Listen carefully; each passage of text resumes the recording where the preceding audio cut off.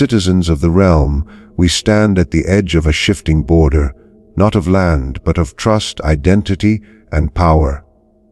Across this threshold, a foreign corridor looms, designed not with our interests at heart, but shaped by distant hands.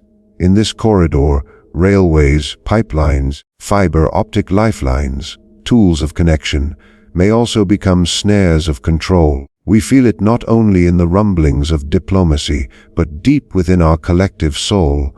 The ancient archetype of invasion, unseen, insidious, encroaching, resurfaces. A presence we cannot see, yet whose shadow rests along our borders. If corridors are bridges, this one is built for influence, not friendship. Yet within this shadow resides our greatest strength: unity, sovereignty, the courage to say no. We do not reject peace, but we do reject dominance masquerading as progress. We call upon our heritage of resilience, calling forth our ancestors' spirit to guard our land, our identity, our right to decide our path. Let them come with their blueprints and promises. We respond not with paranoia, but with clarity. Our path must be ours to choose. On this soil no corridor shall be imposed. Here sovereignty lives, unyielding, unbought, unbroken. There's a certain weight you feel in the air when the spirit of an old story rises again. This is not just politics. This is not just a dispute between nations over a strip of land or a stretch of road. This is the oldest shadow that has followed humanity since the first walls were built and the first gates were guarded. The feeling that something foreign is pressing in, something dressed in the language of trade and opportunity, yet carrying the scent of control. They will call it a corridor. They will say it is progress.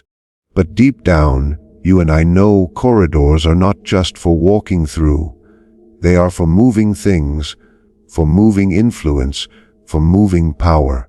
And if you do not own the key to that door, someone else will be the one deciding who passes and who stays behind. You see, the danger here is not the steel and concrete, not the maps and measurements. It's the intention hiding behind them. An archetypal invasion doesn't always come with drums and banners. Sometimes it comes quietly, with papers signed in far-off capitals, with deals announced in smiles and handshakes for the cameras. But by the time you realize the cost, the foundation has been poured, the gates have been set, and the flow of control has already begun. Think about it. For centuries, nations have fallen not because their armies were weak, but because their vigilance was lulled to sleep. A people distracted by promises can be conquered without a single shot fired. The oldest conquerors understood this. Why fight you in the open field when they can walk right into your home carrying gifts? And once they're inside, every door, every passage, every path that you thought was yours is now theirs to decide. That's what this so-called corridor could mean. Not connection, but quiet occupation of the very arteries of your sovereignty. And this is why we must be awake to patterns. This isn't the first time the world has seen a powerful force try to weave itself into the heart of a smaller nation under the banner of cooperation. The symbols are older than our own history. A road is never just a road. It is a channel, a lifeline, a vein. Whoever controls that vein controls the flow. Whoever controls the flow controls the body. And whoever controls the body, sooner or later, will try to control the soul. I'm telling you now, don't just listen to the words. Watch the moves. Don't just look at the maps. Look at the motives. If you hear the promise of progress, ask who holds the pen writing that promise. If you see a door opening, ask whose hand holds the key. Because this is how the ancient shadow of invasion still moves among us, in silence, in charm, in disguise. What do you see when you look at this so-called path? Is it truly yours, or just a road they let you walk until they decide to close the gate? They will tell you it's harmless.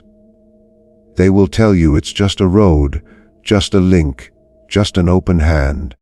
But you and I have lived long enough to know nothing that connects also doesn't control.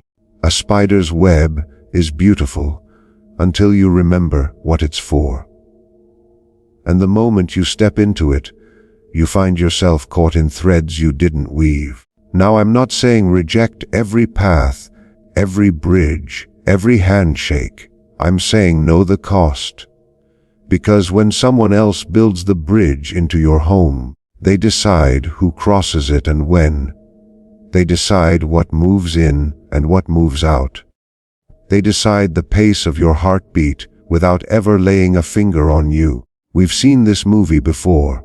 Not in the exact same setting, not with the same characters, but with the same script. And in that story, the ending is always the same for those who don't pay attention. They wake up one day and realize their land is no longer theirs. Their choices are no longer their own, and their silence has been bought by comfort that came with strings attached. And make no mistake, comfort can be the most dangerous currency in the world. It quiets your defenses. It whispers to you that maybe the threat isn't real, maybe the warning is just paranoia. It makes you forget that the people who build corridors can also build cages. And those cages don't always look like bars. They can look like contracts, like trade deals, like partnerships, until you realize they lock from the outside. That's why we need to stand in clarity right now. Not fear, clarity.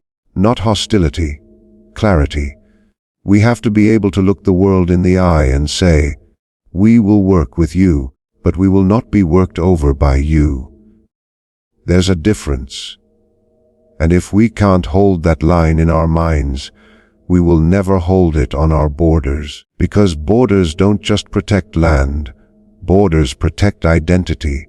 They protect the rhythm of your own life, the way your people move, trade, speak, and dream. Once you lose control of those borders, not just the physical ones, but the invisible ones that guard your independence, it's only a matter of time before your culture starts to speak in someone else's voice. I can promise you this. If we lose ourselves, it won't be because they were stronger. It will be because we gave away what they could never take by force. And that, my friends, is the oldest tragedy in the world. So I ask you right now, are you ready to see what's coming and call it by its name? Are you willing to question the smiling hand that reaches across the table?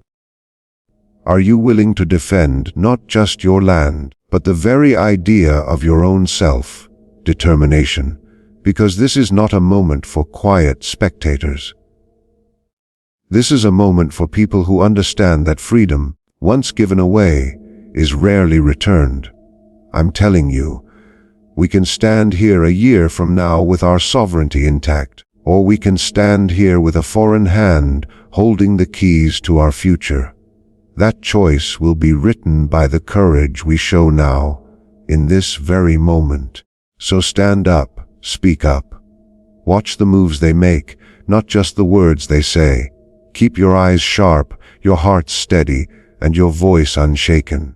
And when the world asks if you will walk the road they've built, you tell them, we will walk our own road. On our own terms. Now let me hear from you. Do you see what's really at stake here? Do you believe sovereignty is worth guarding at all costs? Drop your thoughts in the comments, because your perspective matters here.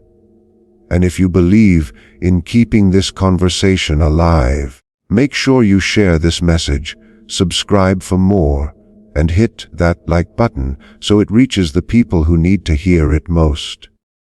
Together, we keep our eyes open. Together, we guard the gate.